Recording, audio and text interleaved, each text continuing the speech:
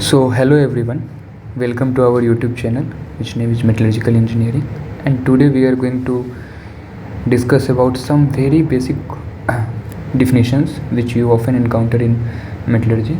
So the first definition we are going to see is phase. What is phase? So the typical textbook definition of phase you must have studied somewhere is phase is something which is physically distinct. Phase is something which is physically distinct,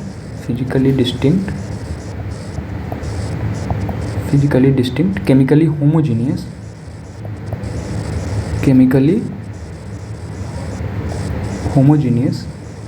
and mechanically separable.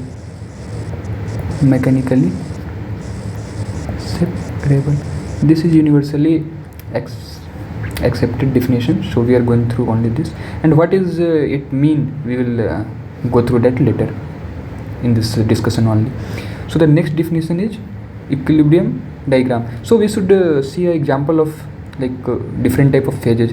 Like when we see about water exists as ice, as a liquid form at room temperature and pressure, and as water vapor when we heat it above 100 degrees centigrade. So these are the three different phases of water: solid, which is known as ice; liquid; and water vapor as gas. There are different type of phases within solid also, not of water but of steel and other metals, or steel and other alloys. So we will see it later.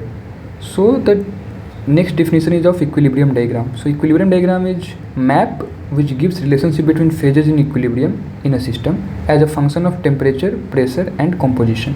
So what we do in metallurgy, whatever the equilibrium diagram we are going to draw will be at a constant pressure, because all the metallurgical transformation takes place at constant pressure. So the general outlet of that equilibrium diagram will be temperature on y-axis and composition on x-axis.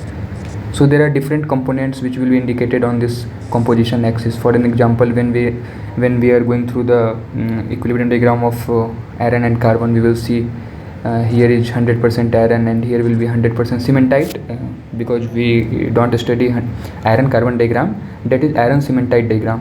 So here it will be 100% iron and here it will be 100% cementite. So this is the general outlet of equilibrium diagram. Although there is one point which I would like to mention, iron carbon diagram is not a, we can't say it's a real equilibrium diagram, because in equilibrium diagram whatever the phases we see will be equilibrium phase, but in iron carbon diagram you know that there is a phase which appears named as cementite, which is metastable phase. So when with time it decomposes into graphite, which is a more stable phase of carbon. So it's not really equilibrium diagram, but we generally study it as equilibrium diagram. So the next definition is Gibbs phase rule. So Gibbs phase rule tells us about change is the number of phases in an alloy under equilibrium condition, and mathematically we express it as F is equal to C minus P plus 2. We will see what each term means, we will see it in this discussion only. So F is something called degree of freedom. What is degree of freedom we are going to see. C is the number of components, P is the number of phase, and 2 are the external variables, which is temperature and pressure. So the first term which we are going to know about is system. So system is isolated body of matter which is under consideration. So this is something, the volume which we are examining or which we are studying. Whatever the outside it, we don't have to care about it, we have to just know about the system. We all know thermodynamics. The whole space is called universe. The space which is under consideration is called system, and the space which is like universe minus system is called surrounding. This is very fundamental and we all know it. So what is equilibrium? Equilibrium is the minimum free energy which is under fixed set of conditions like temperature, pressure, composition and volume. So free energy is here which is generally known as Gibbs free energy, and these are the conditions.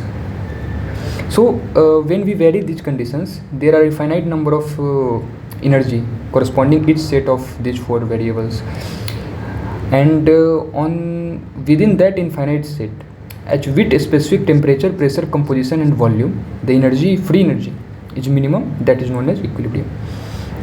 The term component, we are going through this. The term component refers to the smallest number of stable individual substance which describe completely chemical composition of the system at a fixed temperature and pressure.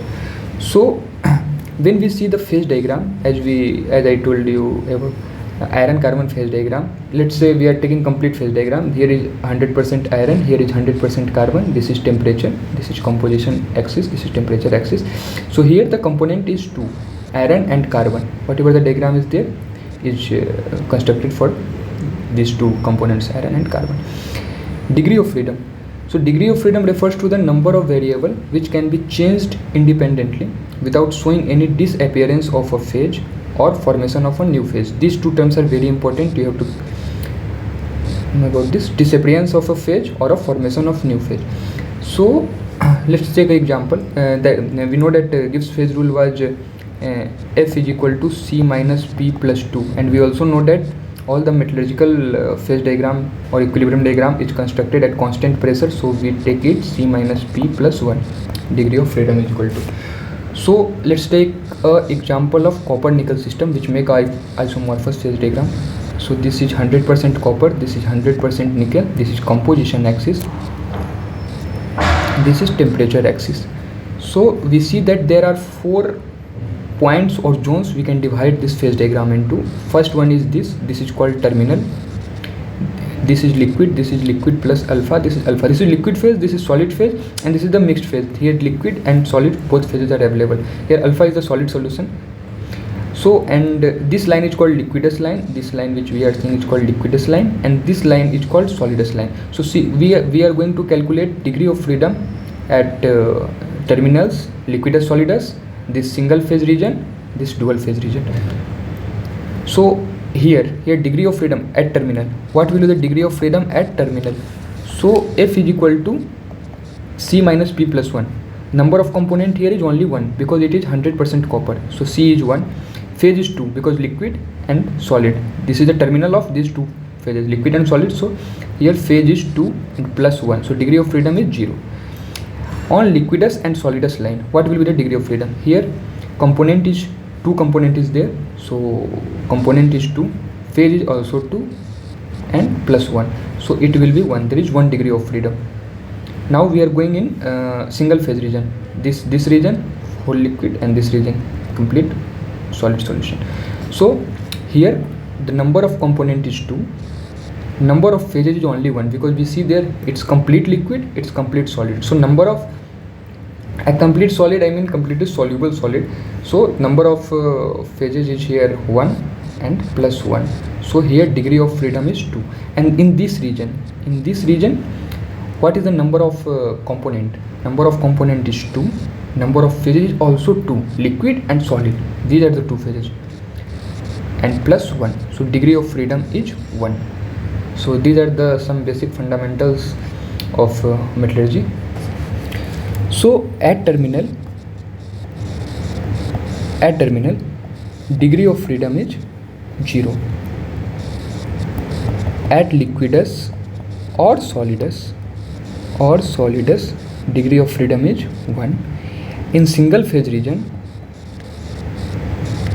in single phase region, degree of freedom is 2. And in dual phase region, that is liquid plus alpha, you must remember, in dual phase region, degree of freedom is 1. So this was our today's discussion. If you have any doubt, you are always welcome in our comment section. We will try to solve your doubt as soon as possible. And don't forget to like, subscribe and share our YouTube channel. Thank you.